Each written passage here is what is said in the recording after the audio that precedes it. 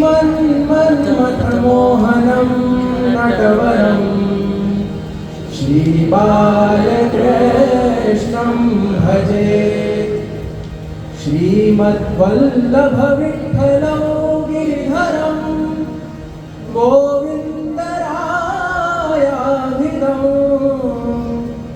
श्रीमद्बालकृष्ण गोकुलपतिं नाथं रघोणास्तथा एवं श्री यदुनायकं तिलघनश्यामं चतुर्वर्षजान् कालिन्दीं स्वगुरुं गिरिं गुरुविभुं श्रीयप्रभुश्च स्मरेत्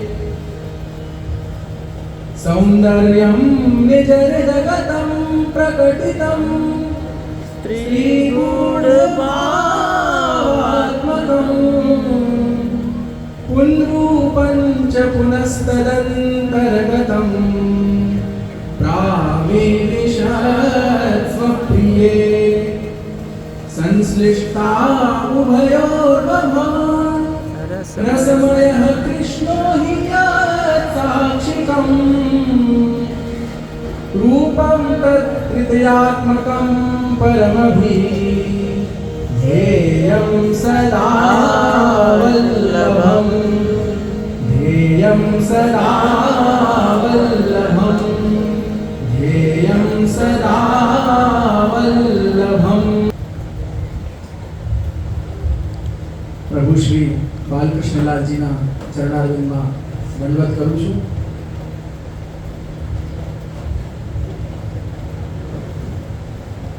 એમ તો ઘાટકો પરથી બહુ બહાર નીકળવાનું મારું થતું નથી। અધિકતર મુંબઈમાં જ પધરામણીઓ થતી હોય, કેમ કે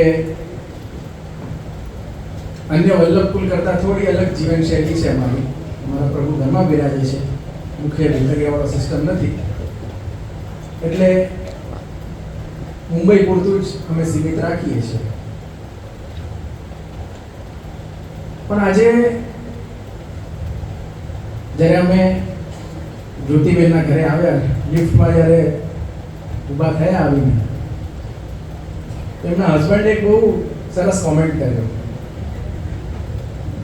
અને પોઝિટિવલી કર્યો, નેગેટિવલી નહીં બિલકુલ, કે આજે આ પધાર્યા છો તો આજે તો આ એકદમ ગાંડી થઈ ગઈ છે,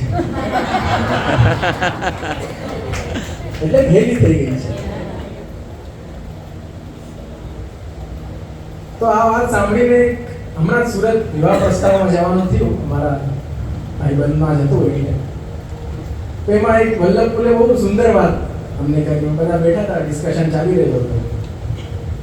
એક વખત એમને એક વૈષ્ણવનો ફોન આવ્યો અને કીધું કે અમારે ત્યાં માલા પેરામણી કરાવી છે, તો આપ શ્રી પધારો। તો એમણે કીધું કે એકચ્યુઅલી શું છે, જે ડેટ તમે કહી રહ્યા છો એમાં ઓલરેડી મારી એક પધરામણી છે, એટલે હું નહીં આવી શકું, એમ કરીને એમણે ફોન મૂકી દીધો। પછી એમને ધ્યાન આવ્યું કે જે પધરામણીની વિનંતી કરી રહ્યા છે એ એકાદ મહિના પહેલા કરી ગયા છે, ચાલો એકવાર ફોન કરીને એમને કન્ફર્મ કરી લઈએ કે ભાઈ છે કે નહીં પધરામણી। તો એમણે ત્યાં વૈષ્ણવ દ્વારા ફોન કરાવ્યો કે ભાઈ ફલાણા દિવસે તમારે ત્યાં પધરામણી છે, પાક્કું છે ને?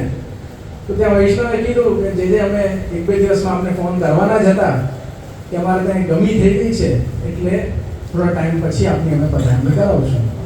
એટલે કીધું ઠીક છે। એમને તરત ફરીથી જેમનો ફોન આવેલો માલા પેરામણી માટે, એમને ફોન લગાડ્યો કે ઠીક છે, એ દિવસે જે પધરામણી હતી એ કેન્સલ થઈ ગઈ છે, એટલે તમારે ત્યાં અમે આવશું। તો પેલા ભાઈ બોલ્યા કે જે આ વાતને ખાલી 10 જ મિનિટ થઈ ગઈ આખા વાક્યના, કે જે અમે તો બીજા બાળકને ફોન કરીને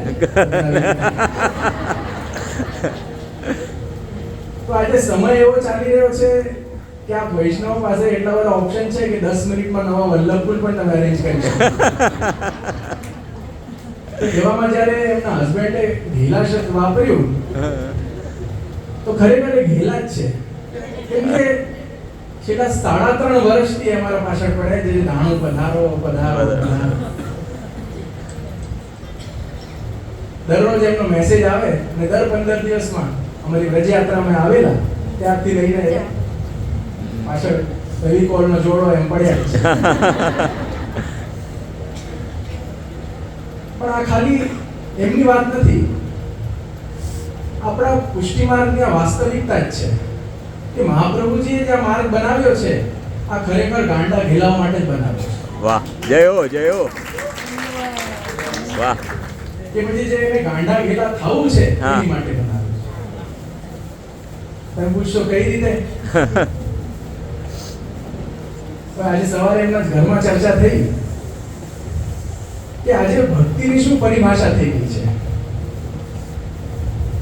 ભક્તિ સકામ થઈ ચૂકી છે, વિથ એક્સપેક્ટેશન થઈ ગઈ છે કે હું પ્રભુને ભજું અને પ્રભુ મને સુખ શાંતિ સમૃદ્ધિ આપતા રહે, દુઃખ ક્યારે ના આવે એવું કંઈ આયોજન કરે ખાતું છે. પણ ખરેખર આ ભક્તિની પરિભાષા નથી, આ વહીવટની પરિભાષા છે. હું માંગુ ને એ આપી દે એ તો વહીવટ થઈ ગયો, એ ટ્રાન્ઝેક્શન ત્યાં પૂરો થઈ ગયો, એ સંબંધ ત્યાં પતી ગયો, એના આગળ જવાની કોઈ ગુંજાઈશ રહી જતી નથી. આપણો પુષ્ટિમાર્ગ મહાપ્રભુજીએ કેવો બનાવ્યો? અશક્ય એવા સુશક્ય એવા સર્વથા શરણમ હરિ.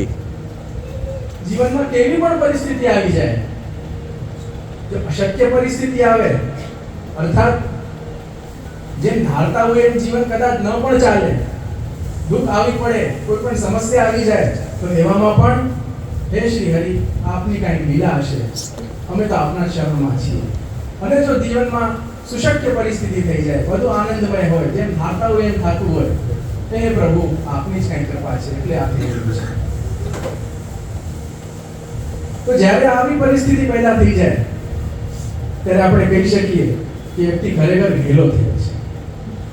કે ઢીલા જાવ વિચારી શકે, દુઃખ ટાળવું પડે ન ગમે, તો કોઈ પણ પરિસ્થિતિમાં ત્યારે ઠાકોરજીને ખબર પડી જાય કે કોઈ પણ પરિસ્થિતિમાં આને મારા ચરણ કમલના સિવાય બીજો કોઈ આશ્રય નથી, ત્યારે આપણે કહી શકીએ કે એ વ્યક્તિને પ્રભુ સાથે અગાધ સ્નેહ છે. અને આ સ્નેહ જ છે જેના કારણે આ હોળી ખેલના 40 દિવસો ગયા ને એમાં ઠાકોરજી આપણા મુખેથી એમના માટે ગાળું પણ સાંભળી લે છે. ગાળીની ધમાર આપણા ત્યાં ગવાય છે, રશિયામાં પણ ઠાકોરજીને ગાળું આપવામાં આવે છે, મીઠી મીઠી. તે પ્રભુ સાંભળી લે છે, સ્વીકારે છે, આનંદિત થાય છે. હવે વિચાર કરો, આપણને ગાળ પણ આપી શકે, બે પ્રકારના વ્યક્તિ આપી શકે. એક જે આપણો વેરી હોય, આપણું અહિત ઈચ્છતો હોય, આપણું બગાડ થાય એવું ઈચ્છતો હોય, તે આપણને ગાળ આપે.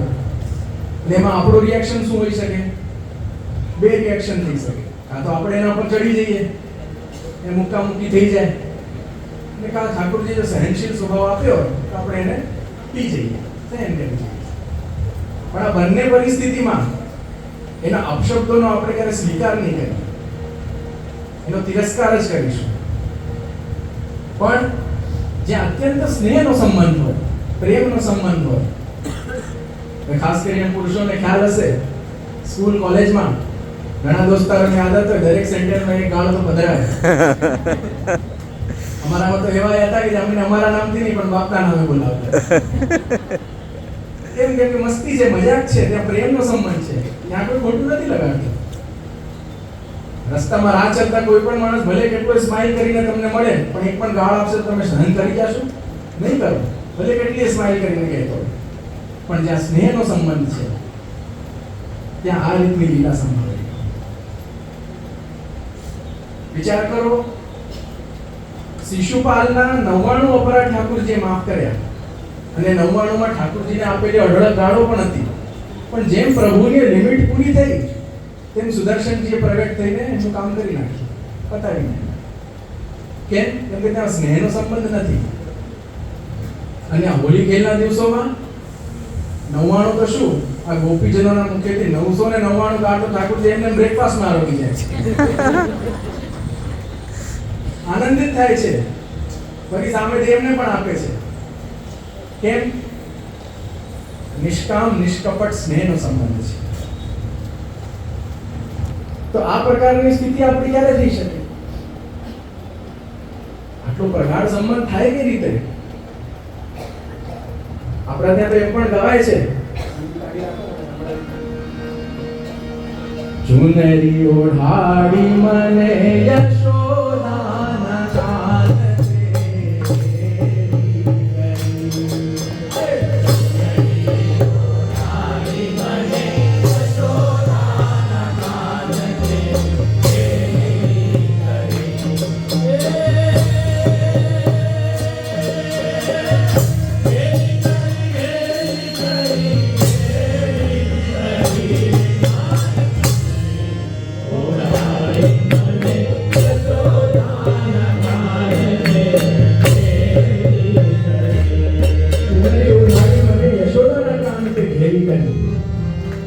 કોઈ લૌકિક વાત નથી. આમાં તો આપણા માર્ગનો સિદ્ધાંત છે.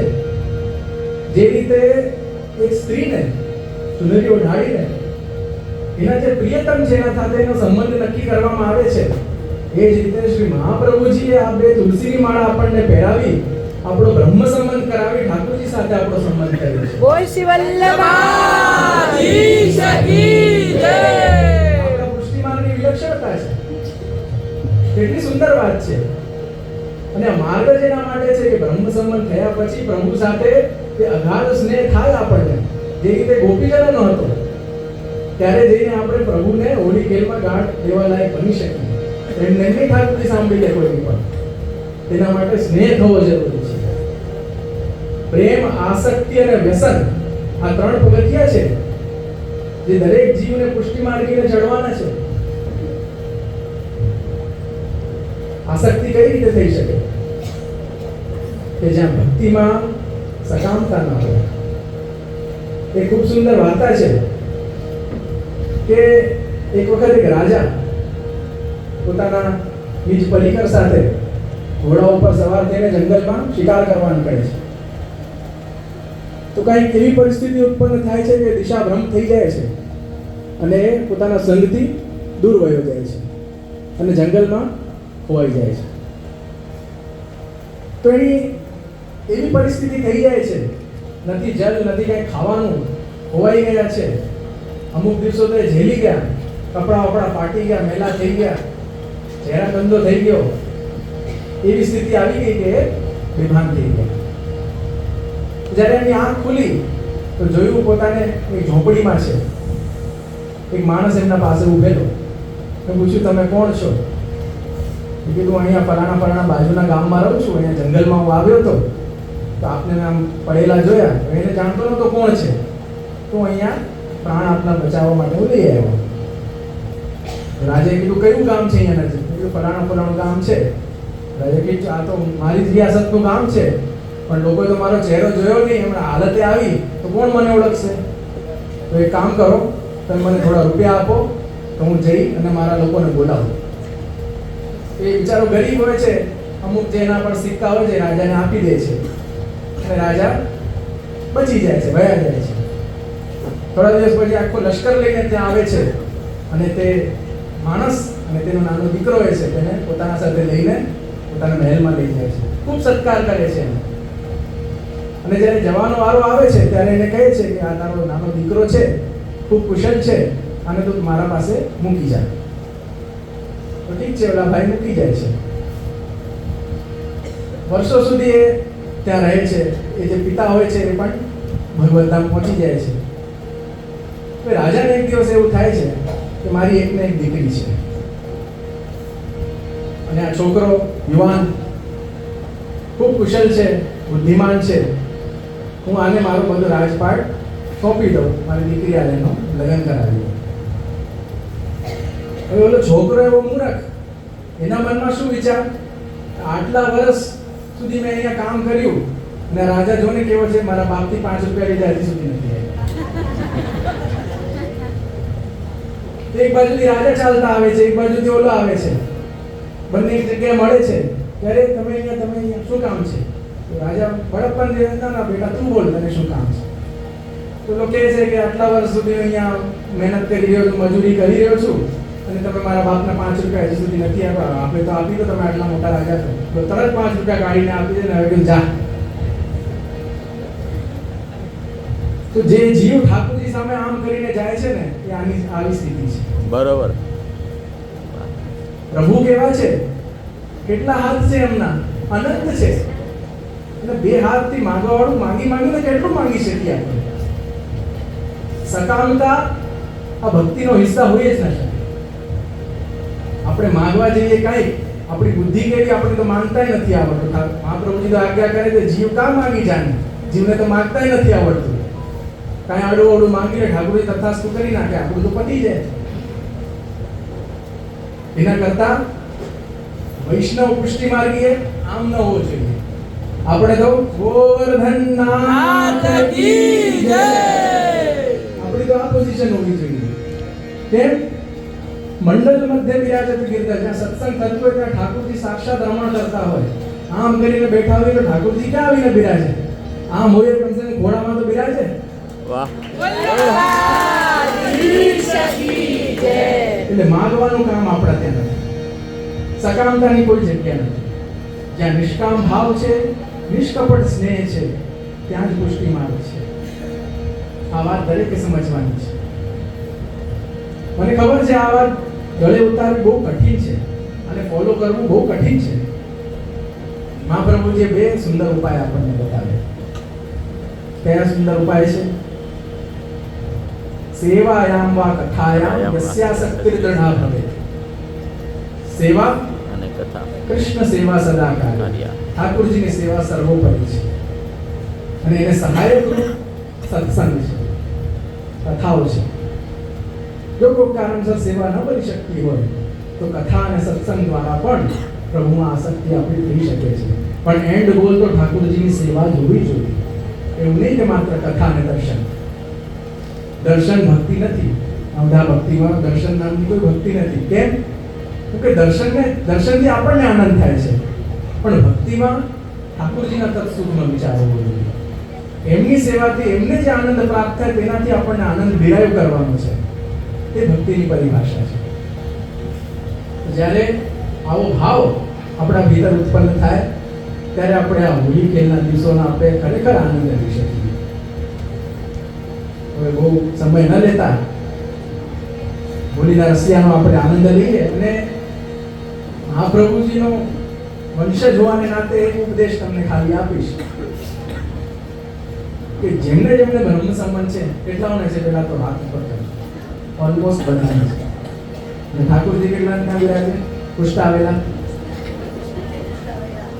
25% પણ નહીં. કમસે કમ આટલું એટલું નિયમ લેજો. ભલે મિશ્રી ભોગ તો મિશ્રી ભોગ.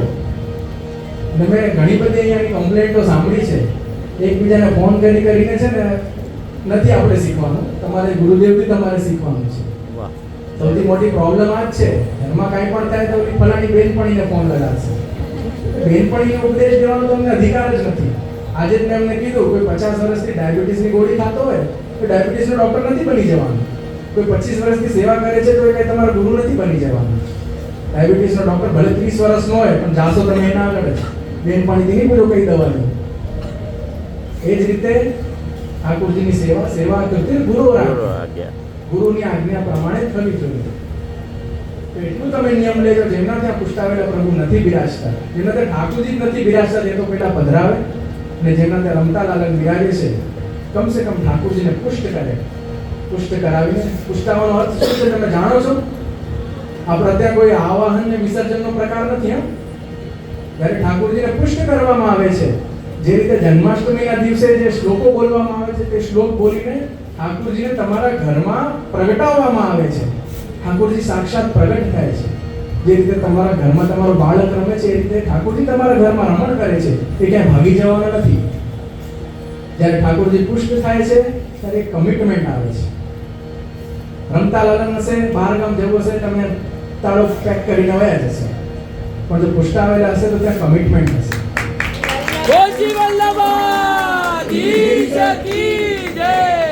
મારા બાળકને હું એમને ન મૂકી જાઉં, જો બેટા 5 ડબ્બા એક જ આમાં ખાતો રહેશે. કોઈ જાય એ રીતે? કેમ? કેમ કે ત્યાં કમિટમેન્ટ છે, એની કેર કરીએ છીએ. એ જ રીતે આપણે આપણા ઠાકોરજીની કેર કરીશું. કમિટમેન્ટ વગર સ્નેહ સંભવ જ નથી. ત્યાં સકામતા રહેવાની જ છે. તમને મતલબ નથી તો એમને શા માટે મતલબ રહેશે? તમને મતલબ રહેશે અને મારા ઠાકોર ભૂખ્યા રહી જશે તો કમસે કમ ન પધરાઈ જાવ તો કોકને ત્યાં તો પધરાવી જાવ. હજી કેરલેસનેસ છે પુષ્ટામાંથી વહી જશે. ઠાકોરજી સાક્ષાત તમારા ઘરમાં રમણ કરશે અને એ જે આનંદ છે, ભલે તમે મિશ્રી ભોગ કરો, ઘરમાં વ્યવસ્થા ન હોય તો, ભલે તમે દૂધ કરો, ફ્રૂટ ધરો, પણ કરો, એમાં જે આનંદ આવશે કોઈ વસ્તુમાં તમને નહીં આવે. આ માર્ગ 550 વર્ષથી એમને એમ ચાલી રહ્યો છે. કંઈક તો હશે આમાં, તો જ ચાલે. આજે મેં કીધું આપણે વન મેન શો નથી, એક માણસ આવ્યો અને પ્રવચન લાઈફ ટાઈમ કર્યું ને ભાગી ગયા, પછી કોણ યાદ રાખે? આ તો મહાપ્રભુજીની વાણી છે. મહાપ્રભુજી કોણ? શ્રી કૃષ્ણ બધાના અવતાર, ઠાકોરજીના મુખારવિંદ સ્વરૂપ છે. એમની વાણી ક્યારે મિથ્યા ન હોઈ શકે. મહાપ્રભુજી આજ્ઞા કરે કે ઠાકોરજી પુષ્ટ થયા એટલે તમારા ઘરે બિરાજે છે એટલે બિરાજે જ છે. વાહ બોજી વલ્લભાધીશ કી જય. ઠાકોરજી પણ એમાં બંધાયેલા છે. ઠાકોરજી ક્યાંય ભાગીને જવાના નથી. એ તમારા હાથે તમારા દ્રવ્યથી તમારી સેવા સ્વીકાર કરશે, 100% કરશે. આટલું હું આ ગુરુ સ્થાનેથી તમને કહી શકું છું. બાકી પછી ઠાકોરજી તમને જેમ પ્રેરણા કરે. બોલો શ્રી વલ્લભાધીશ કી જય. ગોકુલ કે ચંદ્ર કી જય. શ્રીરાજ ધરણ કી જય. બાલકૃષ્ણલાલ પ્યારે